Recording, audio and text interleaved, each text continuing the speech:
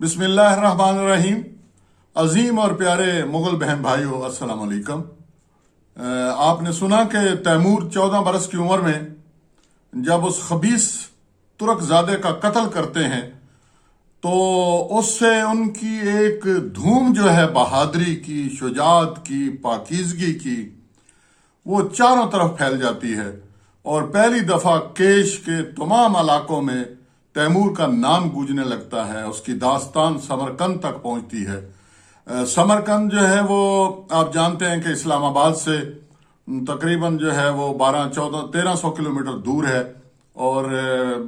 अगर आप by train या किसी जरिए से पहुंचना चाहें तो तकरीबन 20 घंटे लगते हैं। समरकंद से केश जो है वो 50 किलोमीटर के फासले पर है। केश में जो है वो तैमूर का खानदान जो है वो कोई बादशाह नहीं है। अमीर तैमूर के वालिद साहब जो हैं और वो तो उनके पास एक रेवड़ है, छोटी सी जागीर है, छोटी सी जमीन है, उससे वो अपनी गुजर बसर करते हैं। तो जब तैमूर जो हैं वो 16 साल के होते हैं तो उनके वालिद तरकाई जो हैं वो उनको अपने साथ लेते हैं और कहते हैं कि आओ बेटा, मैं तुम्हें तुम्हारे दादा की कब्र पर ले जाता हूँ। अमीर तैमूर को वो दादा की कब्र तक ले जाते हैं और कब्र के सराहने खड़े होकर फातिहा खानी के बाद उसे बताते हैं कि ये मेरे दादा हैं और मेरे दादा का ताल्लुक जो है वो चुगताई खान से है। चुगताई खान जो है वो चंगेज खान के दूसरे बेटे हैं और चुगताई खान के साथ जो है हमारा ताल्लुक जो है वो गोरगान का है। और वो क्या ताल्लुक है गोरगान का? वो ये कि चुगताई खान के दामाद जो हैं वो हमारे कबीले बरलास के दामाद, बरलास के करचार नोयान जो हैं जिनका पहले जिक्र आ चुका है, वो चुगताई खान के दामाद थे। आपको याद होगा मैंने बताया था कि जो कुरोलताई हुई थी 1206 ईस्वी में, उसमें चंगेज खान ने अपने जो अजीज थे जिनको दद पोतरा कहते हैं, वो करचार नोयान थे, उनको चुगताई खान की सरपरस्ती के लिए सेंट्रल एशिया भेजा था और चुगताई खान की बेटी से उनका निकाह भी कर दिया था और कहा था कि दादा हमारे एक थे, अब हम एक बार फिर रिश्तों में बंध गए हैं और एक बार फिर एक हो गए हैं। तो उस दौर से जो बरलास कबीला के लोग थे उन्हें गोरगान का खिताब मिल गया था और जो तैमूर के वालिद हैं वो बता रहे हैं अपने बेटे को कि ये हमारा खिताब है गोरगान का और ये मुझे भी कहते हैं और आपको भी गोरगानी कहा जाएगा, इसीलिए तैमूर को गोरगानी भी लिखा जाता है। तो तैमूर को तैमूरी नस्ल जो है वो 11वीं पुश से जाकर चंगेजी नस्ल के साथ मिल जाती है। इसलिए वो चंगेजी मुगल हूं या वो तैमूरी मुगल हूं, वो दोनों मंगोल नस्ल से ही ताल्लुक रखते हैं। ये अलग बात है कि जो बरलास कबीले के सरबराह आए थे सरपरस्ती के लिए नोयान, उनको जो है वो चूंकि नज्म नस्क संभालना था सल्तनत का और सेंट्रल एशिया का पूरा इलाका उनके लिए मुख्तस किया गया था, इसलिए उन्हें वहां की मकामी बूदोबाश जो है वो भी अपनानी पड़ी। और इस्लाम की तहजीब इतनी दिलकश है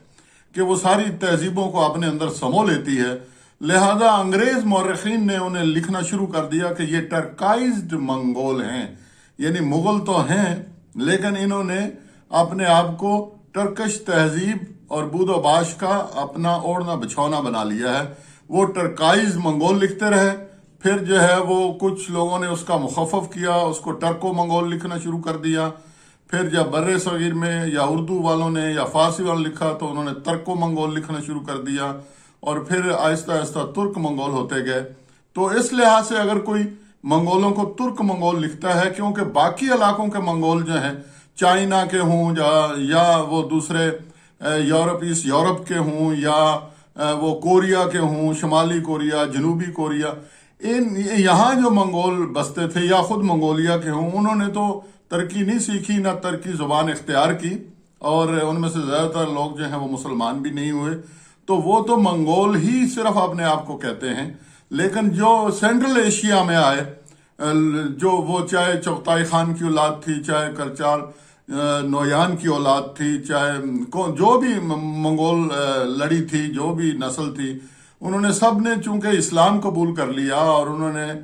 ترکی زبان بولنا، سیکھنا، لکھنا شروع کر دی، اس لیے وہ سب ترک منگول جو ہیں، مورخین انہیں ترک منگول اس لحاظ سے کہتے ہیں۔ اس لحاظ سے اگر کوئی منگولوں کو ترک منگول کہتا ہے کہ یعنی وہ منگول جنہوں نے ترکی زبان اختیار کر لی تھی، تو اس میں کوئی حرج نہیں ہے، وہ شوق سے لکھیں۔ لیکن